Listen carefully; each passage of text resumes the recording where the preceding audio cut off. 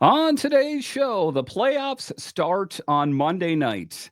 Can the experienced roster of the Capitals sweep that Canadiens team, or can the young Habs roster make it interesting and push it to 7? I'll discuss next on this edition of Locked On Capitals.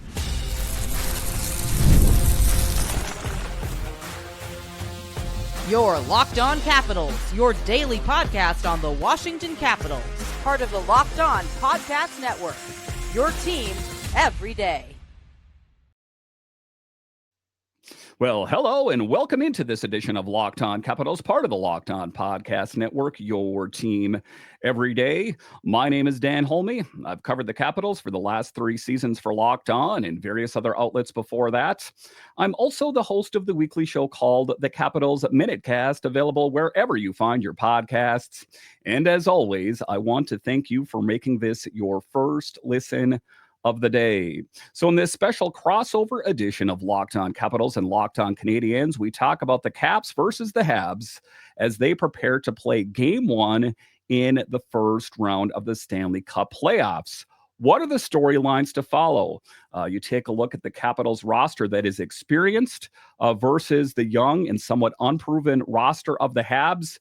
Is it going to even be an interesting series, or can the Capitals sweep the Habs? I'll talk about that a bit later. We'll talk about notable stats, X factors, and predictions surrounding each team.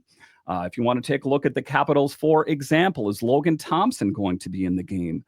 Is Alexei Protas going to be in the game? And what is that going to mean for the Capitals if they're not good to go? And then we'll talk about the young players on the Canadiens that could be difference makers. A bit later, we'll talk about key players to watch. We know a lot of the marquee names on the Capitals: Ovechkin, Wilson, Thompson, these kind of players. But what players on the Canadiens could make it interesting? And then we'll talk about the Capitals versus Habs, the biggest storylines with both teams. And in today's episode, I am joined by Laura of Locked On Canadiens as we talk about the intriguing storylines, players to watch, and notable stats, X factors, and predictions on this special edition of Locked On Capitals. Hello and welcome into this special crossover edition of Locked On Capitals and Locked On Canadiens, part of the Locked On Podcast Network, your team every day. My name is Dan Holme of Locked On Capitals, and in today's episode, I have Laura Saba of Locked On Canadiens. Laura, thanks for joining me. Thank you so much for having me. It's just such a great time of the year. It is my favorite time of year talking hockey, and it all builds up to this, right? You take a look at it, the hard work that was put in, and you take a look at the Canadiens, for example, the last team to clinch a playoff spot. This has to be a really special moment for Canadiens fans, as it's been a while since your team has made it to the playoffs. And, you take a look at the Canadiens, it was a rebuild, or that's what we were told. I don't cover the team as closely as you do, of course, or pay as attention as close as you do, but that was the word out there, that the Canadiens were in the midst of this rebuild. But it seems like that has really taken it to the next level because, hey, you guys are in the playoffs. What are some of the biggest storylines surrounding the Canadiens for us Capitals fans that aren't too familiar with your team? So you said it, right? It was the last team to make the playoffs. There's supposed to be a rebuild year. Honestly, at the beginning of the year, if you had said the Canadiens will make the playoffs by game 82, people would have laughed at you. Marty said it, and the team said it at the golf tournament. They have an annual golf tournament before the season for charity, and that's usually when they set the tone for the season. There's a lot of media availability, and they got laughed at. And one of the buzzwords really, or the key terms of the season was in the mix. Marty said, we want to be in the mix. Jeff Gorton said, we really want to be in that mix right there. And then you started hearing it, like even in French, they'd be like, dans le mix. Like it was really... That was the storyline of the season. They wanted to be playing meaningful games in March. Well, here we are in April, and their last game of the season was the most meaningful one. And I don't care. I don't believe them if they say that they expected to be here, because I don't think anyone did. So I think the biggest storyline is outperforming expectations. And that has happened throughout the season as well. Now, the Capitals will have seen some not so great Canadiens games in which they would have started really well, but then squandered the game, right? Like there were a lot of comebacks. I believe it was 2 wins to the Capitals, 1 win for the Montreal Canadiens in the in overtime, over the course of the season. I'm very excited and animated. I'm so excited about the playoffs. Anyway, and so I think, that's part of the storyline too, is the Canadiens can find a way to win. And they have beat Stanley Cup champions, Stanley Cup contenders, teams much better than them, teams much worse than them. And I really think that the thing that I would want Capitals fans to be paying attention to is not the overall record, which doesn't sound very promising, but since the Four Nations, they were one of the hottest teams. In their last 10 games, they went 7-1-2. That's a lot, right? Before the Four Nations, they had a 2% chance of making the playoffs. And here they are that they did, right? And the Four Nations wasn't all that long ago. It was past halfway through the season. So I think it's really, really important to take note of that.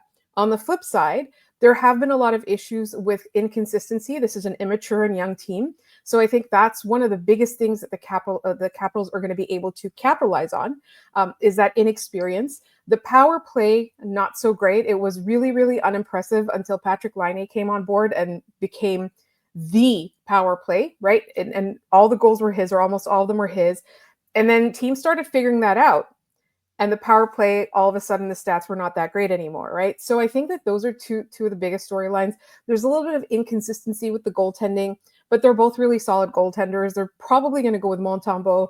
I don't think this is going to be a repeat of, that 2010 where somebody got chased out of the net and someone else went on a miracle run and then got traded in the offseason. I don't think we're going to see a storyline like that. I think the story is going to be more with the young stars and what they end up learning. Yeah, so as I take a look at the roster of the Canadiens, it's pretty impressive. And the one thing that I noticed is that most of the players on the team are 26 years of age and younger. So if you're a Canadiens fan, this is a really exciting time to be a fan in the regard that these players are young and they're only getting better. I see that Hudson has 60 assists on the season, and we're familiar with his brother that plays in the Capitals organization. But wow, you take a look at it, I think that he has far exceeded expectations. You take a look at Demidov, these kind of guys that, your team is definitely one that is going to be reckoned with for years to come. So an exciting time it's got to be a Habs fan. I can kind of almost feel the excitement coming off of you just talking about that team. So definitely a lot to look at there. Now, as far as taking a look at the Capitals here, and what is in store for our team is that, you take a look at it last season, it was a lot like the Canadiens. It was the last team to qualify for a playoff spot. And, this team was facing a rebuild, a retool, semantics at the end of the day, if you ask me. And what happened is Nick Backstrom, he was on the LTIR, TG Oshie, Kuznetsov was traded out of town, so they had some money. So now they assembled this new team with Pierre-Luc Dubois, Logan Thompson, these kind of guys. And I think they surprised a lot of people that they are in the playoffs, period. But the biggest storyline, I would say, surrounding the Capitals right now is net minding. It's the great net minding of Logan Thompson, that got the Capitals into the position that they're in right now. But the question is he going to be good to go in this playoff series? It could very well be Charlie Lindgren and Clay Stevenson, who played his very first NHL game against the Penguins the other night. So a lot of questions surrounding this team as far as, are they going to be able to do it without Logan Thompson? So that is one of the biggest storylines. The other big storyline, of course, is Alex Ovechkin doing great things as he finally caught and passed Wayne Gretzky. And now we don't need to worry about that anymore. But can we win another cup while Alex Ovechkin is here? One more year left to get it done. So that is the biggest storyline surrounding this team. But for you, what are you looking forward to the most? In game number 1, what has you the most excited? Well, they're playing against one of the top teams in the league, right? For the Montreal Canadiens. This is, to me, every moment is something that they learn. It's something new that they learn. As you mentioned, they're all really young. And I think nobody's really expecting them to go all that far. But What I really want to know is, do they put up a fight? Because the last week of the season, while they tried to clinch, there were a lot of moments that got away from them. And I think this is a really big moment on a really big stage. I'm almost glad that the series is not opening in Montreal, because I think that would have been even bigger. And for me, like, one thing that I do want to see from the Canadiens is, at the very least, I want to see that all of the people you mentioned, Lane Hudson, right? Lane Hudson is capable of controlling the play when he's on the ice, right? You look at that, it's his first year, he's a rookie, but he is phenomenal, right? So I want to see if there are moments. We saw it all throughout the season. The game might not have been going well, but he would be able to take control and sort of lead the team over, right? Nick Suzuki, there's a little bit of suspicion as to whether or not he's fully healthy. I don't like the Canadiens haven't mentioned anything, but it definitely looks like it when you're watching him play. So I'm looking for him to be healthy, right? I want to see, because he brings an intensity, and he and Cole Caufield are among the veterans of this team, right? They were around with the last playoff run.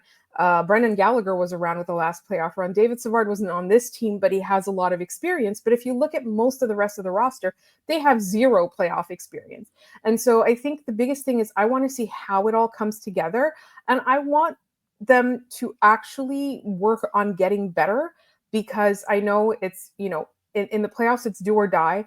And I know that the coaching staff is going to be strategizing within the game just to win that one game.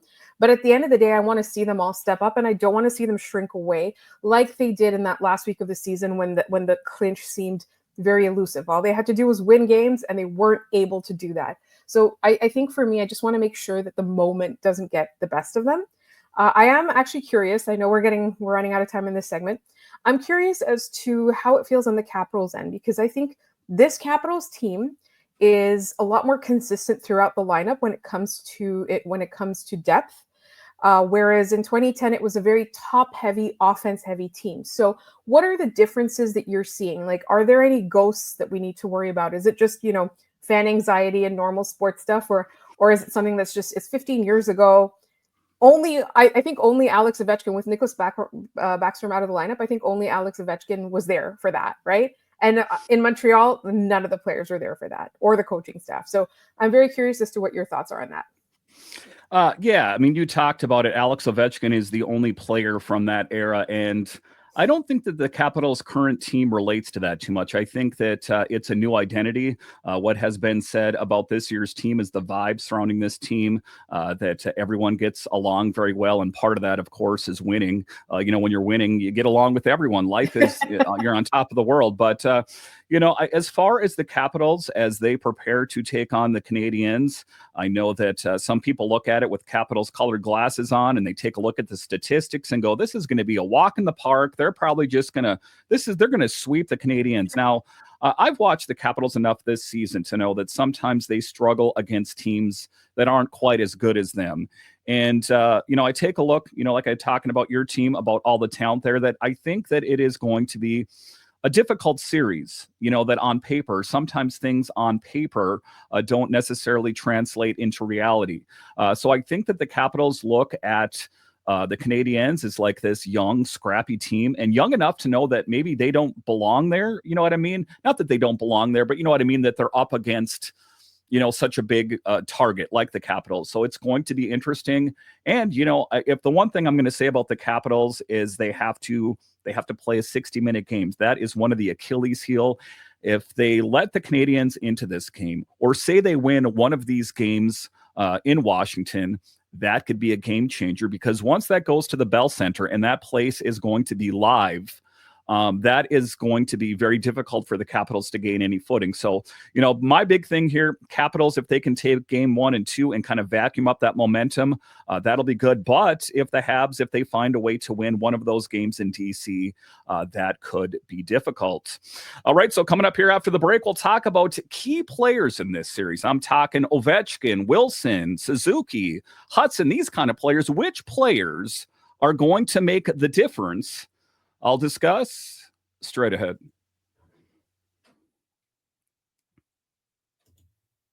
Scaling your business requires the right expertise at the right time. With Upwork, you can find specialized freelancers in marketing, development, design, and more, experts ready to help you take your business to the next level. Upwork gives business flexibility by connecting with top freelance talent across multiple industries, including IT, AI, web development, and marketing. Whether you need extra hands for a project or a long-term partner, Upwork makes hiring simple and affordable. If you need help with a marketing campaign, Upwork can connect you with a freelance expert who delivered incredible results. Posting a job is free and simple, and within a day, with multiple qualified candidates to choose from. Instead of hiring full-time, Upwork helps find affordable top-tier freelancers to scale my business effectively.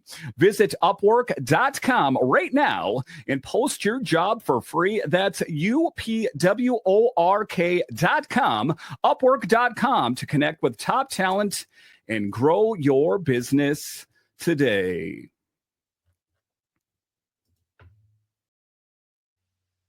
All right, welcome back into this special crossover edition of Locked On Capitals and Locked On Canadiens, part of the Locked On Podcast Network, your team every day.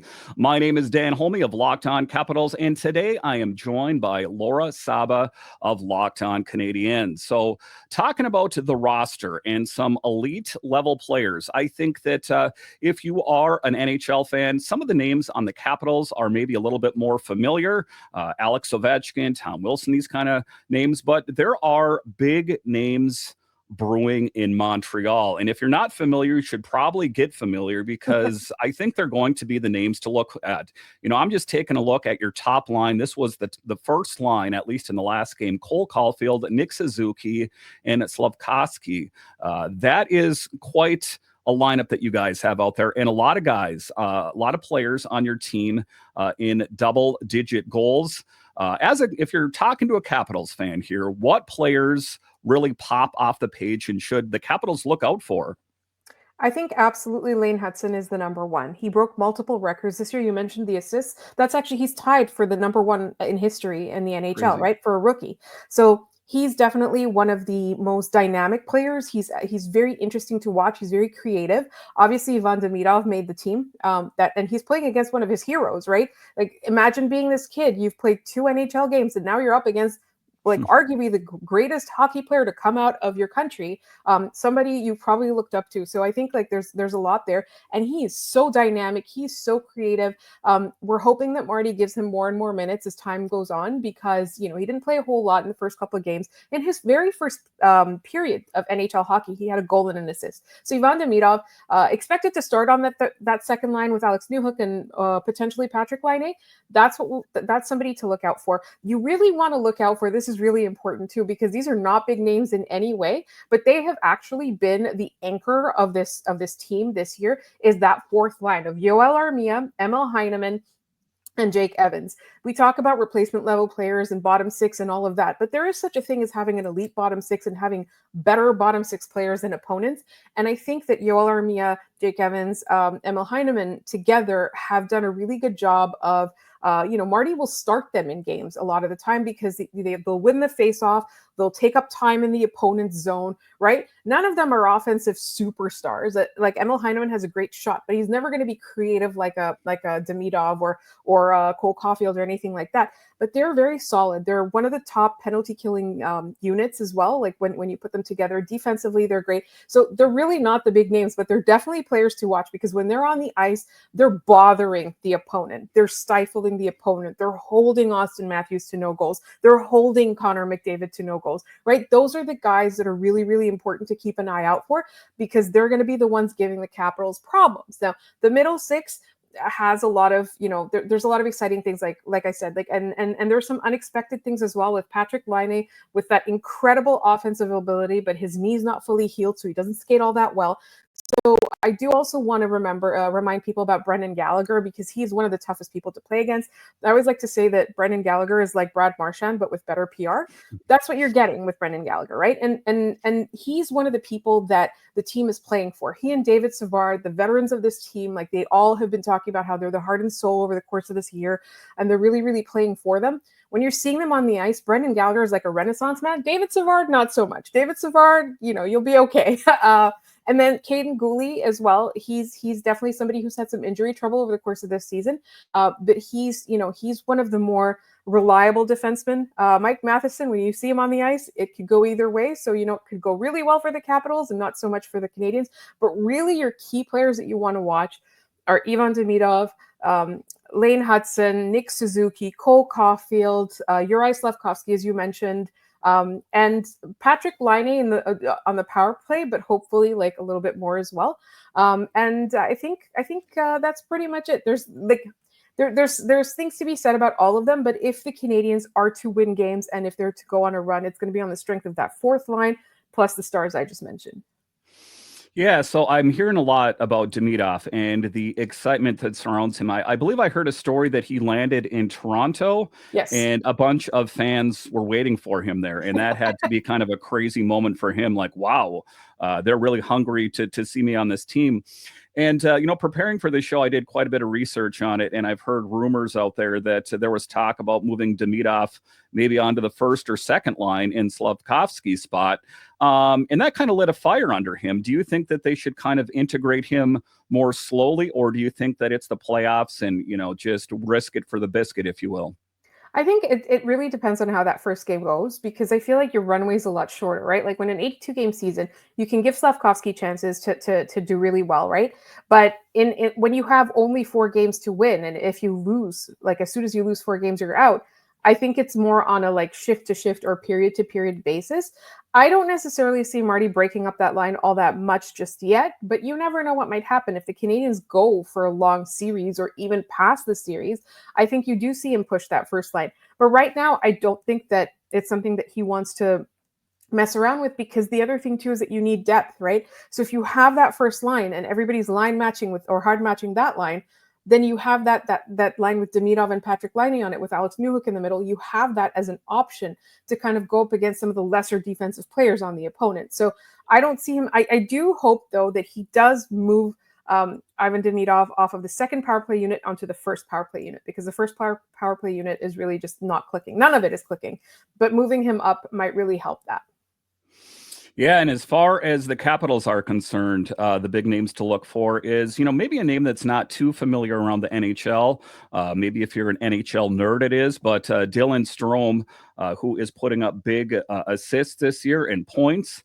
And he is that guy that is that first line center, feeding Alex Ovechkin those sweet passes, kind of in Nick Backstrom's absence.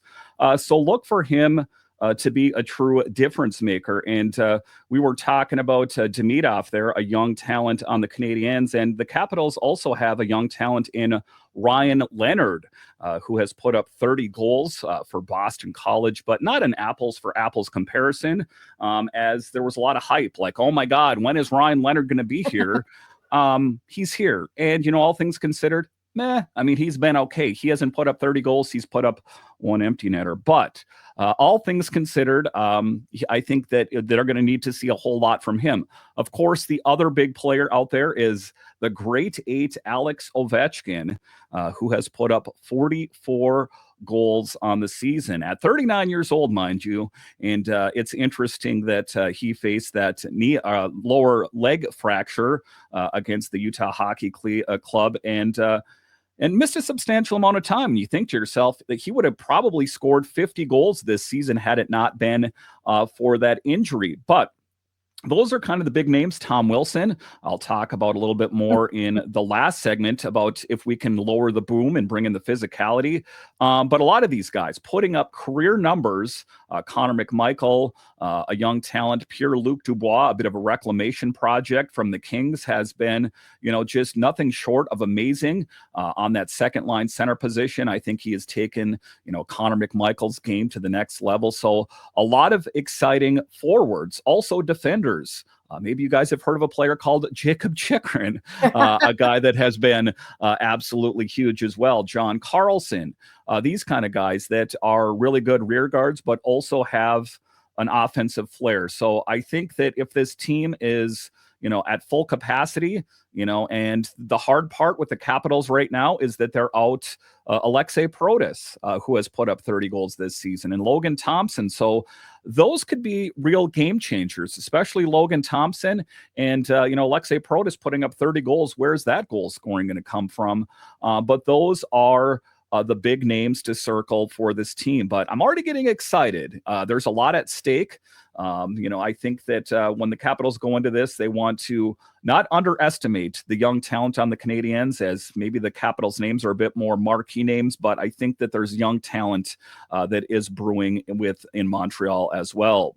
All right, so coming up here after the break, we'll talk about notable stats, X factors, and who we think is going to win this series. We'll discuss straight ahead.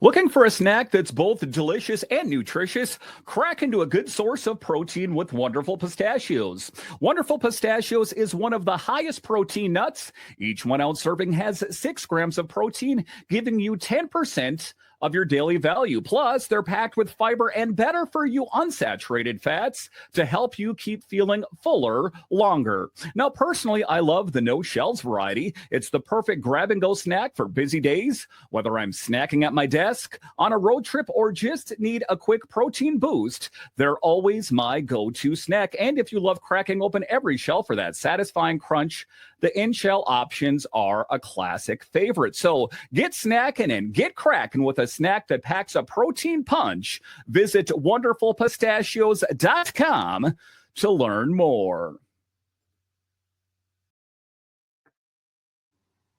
All right, welcome into this special crossover edition of Locked On Capitals and Locked On Canadiens, part of the Locked On Podcast Network, your team every day. My name is Dan Holme of Locked On Capitals, and today I am joined by Laura Saba of Locked On Canadiens. So talking about notable stats and kind of things to look for in this series, as there's a lot of different ways that this can go. The biggest question that I have that I think that the Canadiens need to answer is, can the Canadiens sustain the energy and confidence gained from their playoff clinching victory? I would say I really hope so. We were a little bit surprised it took them so long to clinch, because it took them, it was 4 games that they had the opportunity to, and they only got it after game 5, right? Or at the end of game 5. So I do think that the Canadiens, like the moment is something that we do have to worry about, the jitters. Even Martin St. Louis at the end of the series, at the end of the season, he got asked and he said, like this past week, this team has lived multiple seasons. The way that they, their nerves, their energy, and all of that. But they also have a certain set of confidence. Like at the before the trade deadline, Nick Suzuki went to management and said, "Don't break this team up. We're going to show you something." And he put his money where his mouth is, right? That's what the team did. It was incredible. And so, we do want to talk a little bit about some notable stats. For the first time this year, Nick Suzuki became more than point per game player. He hit 89 points, right? He had not hit that before. You've got Cole Caufield, who people used to make fun of and say that's the greatest 40-goal scorer to never even score 30 goals. He hit 37 this year, right? He was 3 away. You've got Lane Hudson, incredible, right? 66 points, 60 assists, 6 goals. That's one thing.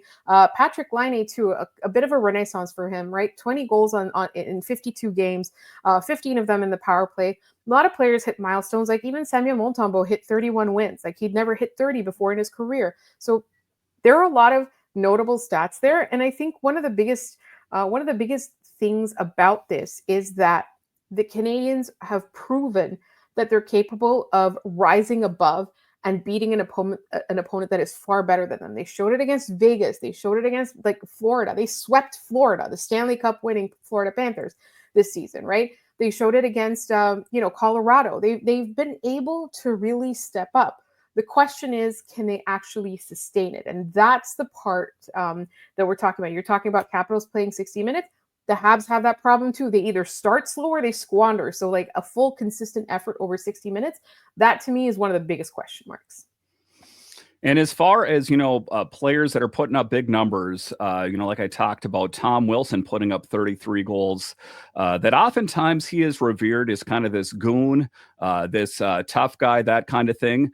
but putting up 33 goals. You know, you don't see a Ryan Reeves or a guy like that putting up those kind of goals. That you know, he is kind of a true Swiss Army knife, and you know, I think that he got kind of a bad rap earlier in his career when he was suspended, got in all kinds of fights, and he doesn't necessarily do that. He says that I'm better served on the ice than I am in the penalty box. But, you know, as far as, like I say, big name player stats, I'm talking Protus, that the most goals he had ever scored before was like 6 goals. He put up 30 goals this season. Incredible.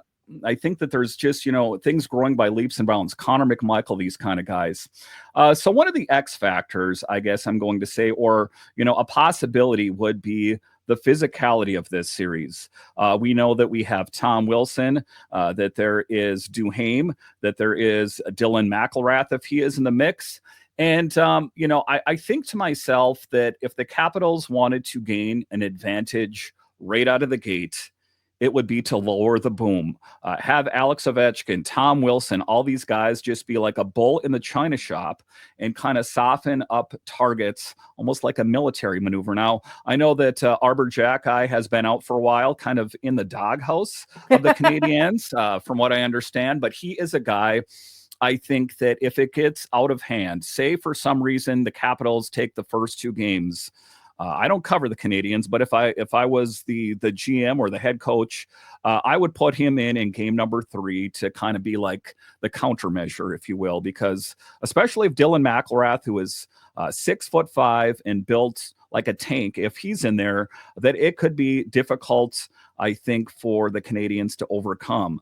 I know that there are some other tougher guys on the Canadiens, but how would the Canadiens handle it if the Capitals just lowered the boom and brought the physicality right out of the gate?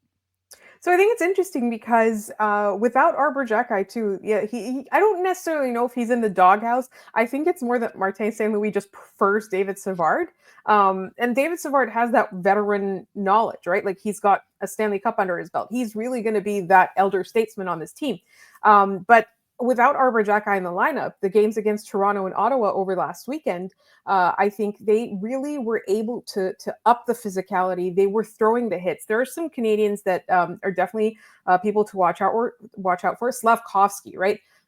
He's definitely one of those guys who will slam the body around if necessary, and he's really good at picking his spots. Now, it used to be earlier in his career, it would just be bull in a china shop kind of thing. And I know those Alex Ovechkin hits. I know they're definitely something to watch out for. Yeah, like Slavkovsky's not a slouch in that department by any means. They've got Jaden Struble, who is a physically gifted specimen. I look at that guy and I'm like, this is the kind of person that I want to work out like, you know. He's fantastic. He's huge. He's tough. He's just so strong.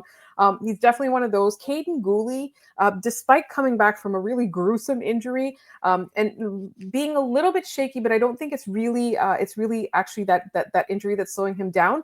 I think he's back. He's back to hitting. He's back to slamming guys around. So I think the way that the Canadiens are going to have to respond to it is the guys like Lane Hudson and Cole Caufield are going to have to be slippery and fast. And the guys like Uri Slavkovsky, Jaden Struble, you know, that kind of person, even Mike Matheson, right? Like he's known as an offensive defenseman, but he can throw the body when it's necessary.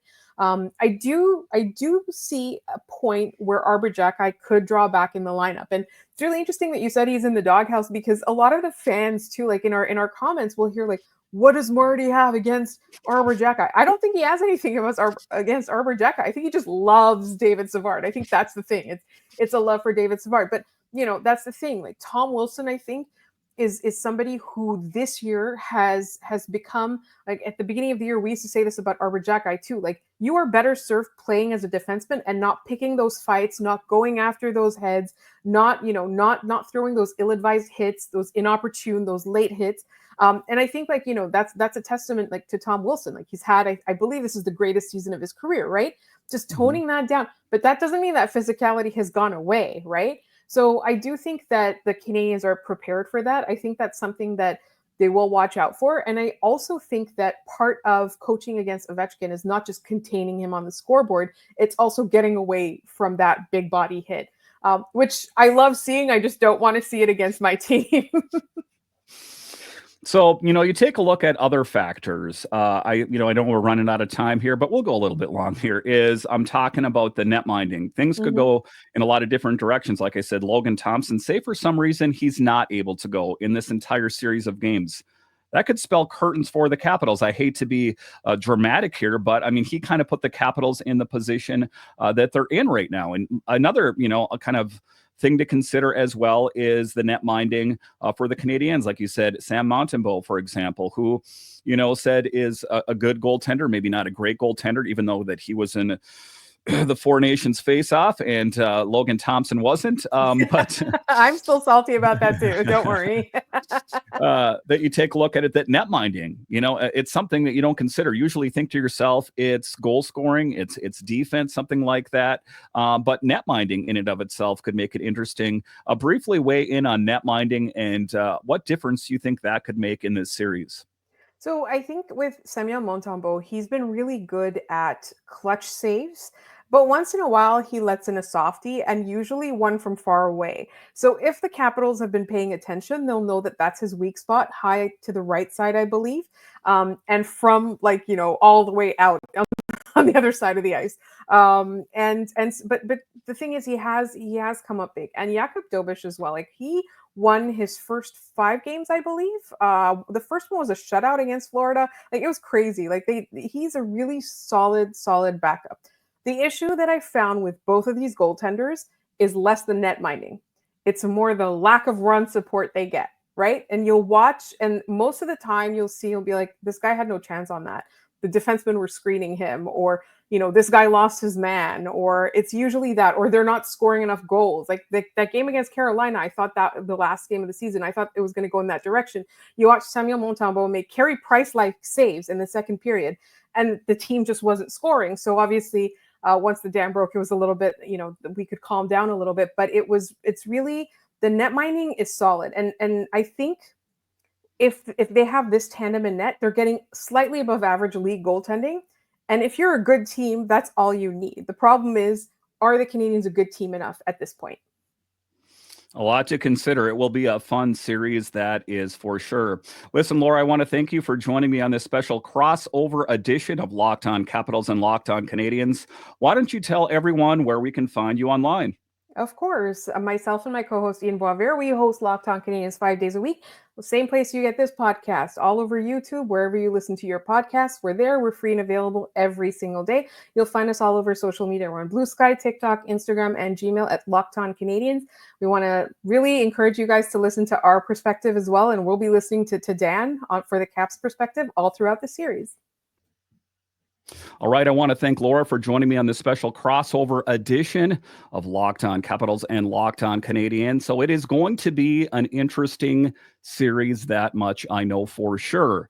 I think as you take a look as Capitals fans, on paper, it seems like it should be so easy. The Capitals, the first team to clinch a playoff spot. The Habs, which is a young, unproven team in a lot of ways that is kind of way ahead of where they should be. This team should still be in the midst of a rebuild, but make no mistake about it. You take a look at the roster that Canadiens team has: Suzuki, Cole Caufield, Lane Hudson, and could their netminder Sam Montembeault make it interesting if Logan Thompson isn't in net? Those are all the intriguing storylines to follow. Now, if you're asking me how I think this series is going to go, I think it is going to be the Capitals in 6. I think that, like I say, just talking to a lot of different people, they think that the Capitals are going to sweep the Canadiens. And that might be the case. But if you take a look at the pushback, the tenacity of the Canadiens, I think they're going to make it interesting. All right. Once again, I want to thank you for joining me on this edition of Locked On Capitals, your only daily year-round podcast covering the Capitals. And I want to thank all of you that listen on the audio side and watch this on YouTube. You are what makes this show successful. And thank you once again for making this your first listen of the day. For your second listen, check out all new Locked On NHL Game Night. Every game, every night until a Stanley Cup champion is crowned. Get local analysis on a national scale. Find NHL Game Night on Locked On NHL on YouTube or wherever you listen to podcasts. All right, once again, I want to thank you for joining me on this edition of Locked On Capitals, part of the Locked On Podcast Network, your team every day. My name is Dan Holme, and I'll talk to you again next time.